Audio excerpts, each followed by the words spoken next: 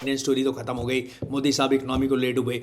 Last 20 years में उनका कहना है कि $2 बिलियन से ज़्यादा कॉन्ट्रैक्ट अदानी जी को मिले हैं by paying bribery to the US officials.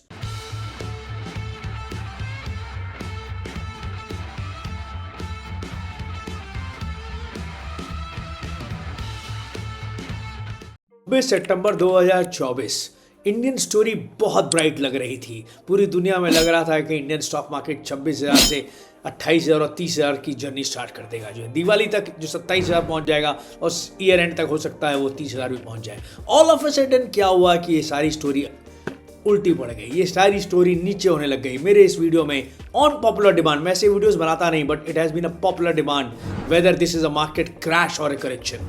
बहुत डिमांड पे मैंने ये वीडियो बनाया है। अपनी इस वीडियो में एक्सप्लेन करूंगा with facts and figures whether it is a crash और a correction, analyzing whether this fall in Nifty and Sensex is a crash or a correction. Let us first discuss कि crash और correction के बीच में difference क्या होता है। Crash क्या होता है जब मार्केट जो है अपने पीक पे पहुंचने के बाद 20-25% ऑल ऑफ अ सडन कोई एक्सटर्नल इवेंट हो जाए, जैसे कोविड हो गया, रशिया यूक्रेन वॉर हो गई, ग्रीस क्राइसिस 2008 में हुआ था। ये सारे अनएक्सपेक्टेड इवेंट्स होने के बाद जो मार्केट गिरता है, all of a sudden panic आता है, उसको क्रैश कहते हैं। करेक्शन क्या होता है जब मार्केट जो है अपने पीक पे पहुंचने के बाद 8-10% गिर जाता है, which is a healthy sign, उसको करेक्शन कहते हैं। क्रैश के समय पैनिक आ जाता है और करेक्शन के समय as I said it is a healthy sign. Crash के समय मार्केट पीक से बॉटम की तरफ आ जाता है, सारे सपोर्ट लेवल्स टूट जाते हैं, 50 day moving average, 100 day moving average, 200 day moving average. Rather market 25-30% तक गिर जाता है। कई बार कोविड के समय हमने देखा कुछ स्टॉक्स जो है अपने ऑल टाइम हाई से जो है आधे रेट पे आ गए थे, रादर आधे से भी सस्ते मिल 40-40% वैल्यूज पे मिल रहे थे। तो वो क्या था, बॉटम आउट कर गया था मार्केट जो है सपोर्ट लेवल्स ब्रीच कर गया था, जो है पैनिक सिचुएशन आ गई थी, घबराहट हो गई थी आगे क्या होगा। करेक्शन में ऐसा नहीं होता, correction is a healthy sign. हर मार्केट जब ऊपर जा रहा होता, बुलिश मार्केट जब भी ऊपर जा रहा होता तो उसमें करेक्शन आना is a very healthy sign. Indian market जो है ओवरबॉट सिचुएशंस में थे और उसके बाद ये 10 से 15% अगर गिर जाते हैं, अनसर्टेनिटी है।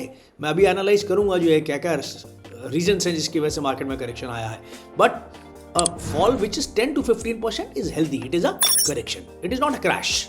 तो मेरे हिसाब से ये जो मार्केट में निफ्टी और सेंसेक्स में इंडिया में फॉल हुआ है सितंबर से लेके अक्टूबर एंड तक और नवंबर मिड तक जो है, this is not a crash, it is a correction. Reasons बताऊंगा विद फैक्ट्स एंड फिगर्स कि whether it is a crash और a correction. Now let us analyse the reasons for the fall in the Nifty.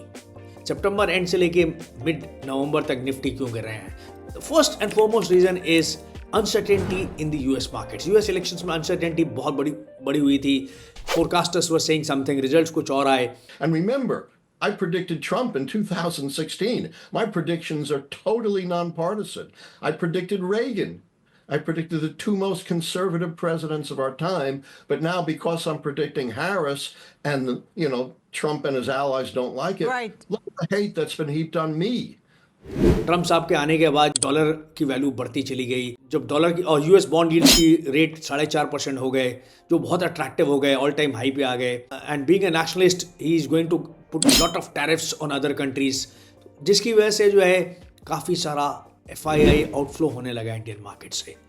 FIIs बड़े मौका परस्त लोग होते हैं। कौन होते हैं ये फॉरेन इंस्टीट्यूशनल इन्वेस्टर्स?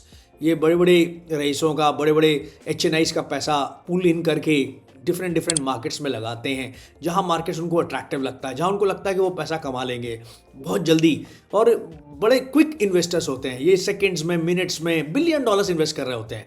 तो एक मार्केट से दूसरे मार्केट में शिफ्ट भी कर जाते हैं, जहां उनको मार्केट लगता है कि ये मार्केट चीपर है as compare to the other market. मैंने जैसा कहा, ये बड़े मौका परस्त लोग होते हैं, बड़े सेल्फिश लोग होते हैं। जहाँ इनको मौका अच्छा दिखता है वो वहीं उसी तरफ शिफ्ट हो जाते हैं। तो FII सेलिंग बहुत ज़्यादा इंडिया में आ गई। मोर देन 1 लाख करोड़ की सेलिंग FIIs की हो गई लास्ट 1-1.5 महीने में जो है, जिसकी वजह से हमारे मार्केट में थोड़ी सी पैनिक सिचुएशन आ गई और मार्केट करेक्ट कर गया 10%।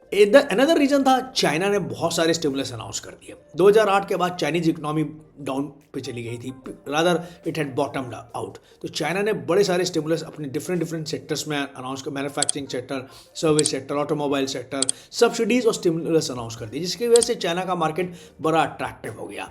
काफ़ी सारे FIIs जो है before the US election results, काफ़ी सारे FIIs जो है चाइना की तरफ शिफ्ट हो गए और बॉन्ड यील्ड्स यूएस में बढ़ने की वजह से काफ़ी सारे एफआईआईज यूएस की तरफ शिफ्ट हो गए, एमर्जिंग मार्केट्स की तरफ, क्योंकि डॉलर के वैल्यू बढ़ने लग गया तो एमर्जिंग मार्केट से वो शिफ्ट होकर towards the developed US market की तरफ शिफ्ट हो गए। मैंने कहा ये बड़े मौका परस्त लोग होते हैं, जहाँ इनको मौका दिखता है, जहाँ इनको लगता है कि कुछ रेट ऑफ इंटरेस्ट ज़्यादा मिल रहा है, वो वहीं शिफ्ट हो जाते हैं। That is called the benchmark or the hurdle rate. What is a hurdle rate or a benchmark rate?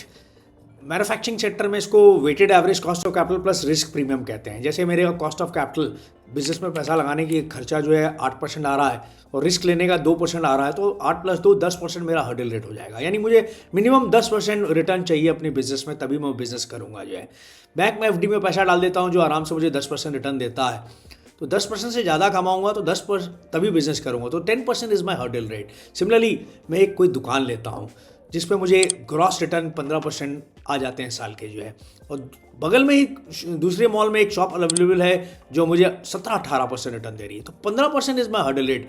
तो एफआईआई या मौका परस्त आदमी क्या होगा, वो 15% छोड़ के 18% की तरफ फॉरेन शिफ्ट हो जाएगा जो है।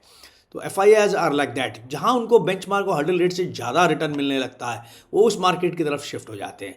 तो हर्डल रेट लेमैन लैंग्वेज में मिनिमम रिटर्न जो बिजनेस में आपको आना चाहिए। प्राइस अर्निंग रेशियो से एक्सप्लेन करूंगा जो है weather this is a crash और ए करेक्शन, और कितना करेक्शन फर्दर हो सकता है। जब 2021 कोविड में जो है करेक्शन आया था तो निफ्टी अपने पीक 22 पी रेशियो पे था। P ratio is the price earning ratio, market price divide by earnings पर शेयर। किसी भी शेयर को हाई पी या लो पी के हिसाब से जज किया जाता है weather it is over priced और अंडर प्राइस्ड। सिमिलरली निफ्टी का भी ओवर प्राइस था, उस समय 22 के पी पे था, और जब करेक्शन आया तो 10% फॉल के बाद वो 20 पे बॉटम आउट कर गया। यानी 22 से जो गिरना शुरू हुआ प्राइस अर्निंग रेशियो 20 पे जाकर रुक गया, बॉटम आउट कर गया। यानी पास्ट हिस्ट्री ये कहती है कि 20 इज दी बेंचमार्क, उसके नीचे नहीं गिरना चाहिए।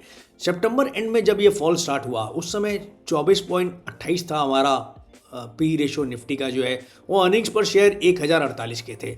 दोनों अर्निंग्स पर शेयर और पी रेशियो को मल्टीप्लाई करें तो निफ्टी की वैल्यू 26,200-300 रुपये आ जाती है, जो पीक पे पहुंच गया था जो है। उसके बाद ये करेक्शन स्टार्ट हुआ जो है।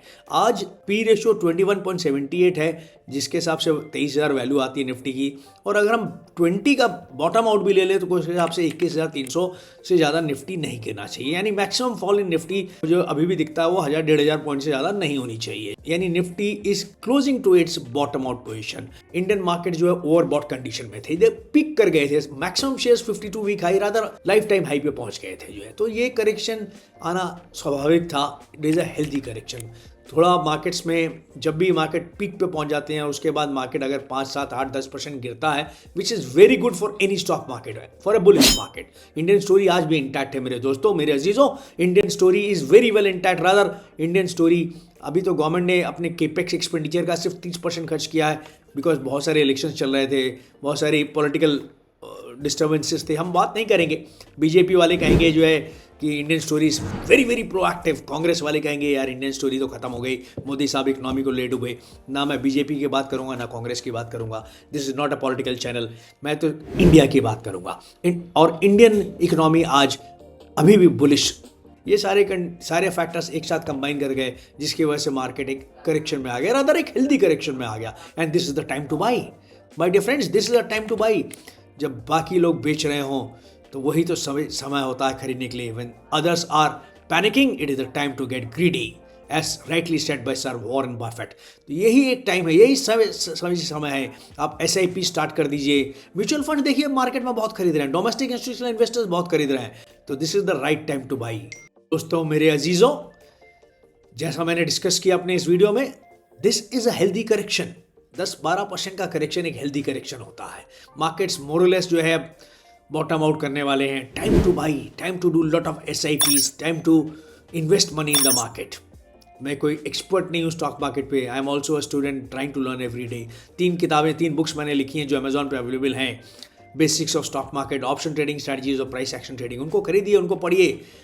Fundamental technical analysis with real life examples मैंने समझाने की कोशिश करी है। और जैसा एक फेमस कहावत है, नज़र अच्छे शेयर चुनने के लिए, जिगर उन्हें सही वक्त पे खरीदने के लिए, और सब्र उन्हें होल्ड करने के लिए। Wealth is accumulated over a time period. Market में एंट्री और एग्जिट बहुत इंपॉर्टेंट होती है। Like and subscribe to my YouTube channel Capital Buddy. घंटी भी बजा देना मेरे दोस्तों, और like me on Instagram also. और अब ये sudden fall in Nifty and Sensex all of a sudden जो इस हफ्ते हो गया, because of the Gautam Adani bribery case. Security exchange commission of America ने $265 मिलियन का जो है ब्राइबरी केस फाइल कर दिया against the Gautam Adani groups for giving bribery in winning contracts of solar energy and renewable energy in the states of Odisha, Tamil Nadu, Jammu and Kashmir, Andhra Pradesh. The time period 21 से 23 rather last 20 years में उनका कहना है कि $2 बिलियन से ज़्यादा कॉन्ट्रैक्ट अदानी जी को मिले हैं by paying bribery to the US officials. अब ये सच है या गलत है ये तो टाइम बताएगा जो है, it is a corporate governance issue. लेकिन ऐसा क्यों होता है? पहले Hindenburg report last year I जिसने मोर देन $150 बिलियन की मार्केट कैप को टेम्पररी नुकसान पहुंचाया अदानी ग्रुप को। अदानी जी वापस आ गए, being a strong Gujarati and strong Indian, he came back rather very strong. But ऐसा क्यों है? अमेरिका में तो ये ब्राइबरी केसेस बहुत नॉर्मल बात है, उनकी कंपनीज के अगेंस्ट बहुत सारे केसेस चल रहे हैं। तो why targeting Adani? Because he is prospering, he is among the top richest Asians and in the world he is a top businessman। चाहे अमेरिका हो, चाहे ऑस्ट्रेलिया हो, चाहे अफ्रीका हो, हर कॉन्टिनेंट में उनकी कंपनीज प्रॉस्पर कर रही हैं। तो कहीं ना कहीं तो खटकते हैं वो टॉप बिजनेस ऑफिशियल्स को और दूसरी कंट्रीज को। Though I am not a political person, neither I am going to give any political speech, but मुझे लगता है वाई, आप लोग जवाब दे के बताइए, कमेंट दे के बताइए क्यों अदानी जी को ये टारगेट किया जाता है बार बार, चाहे हिंडनबर्ग रिपोर्ट हो, चाहे ये SEC का नया मामला हो।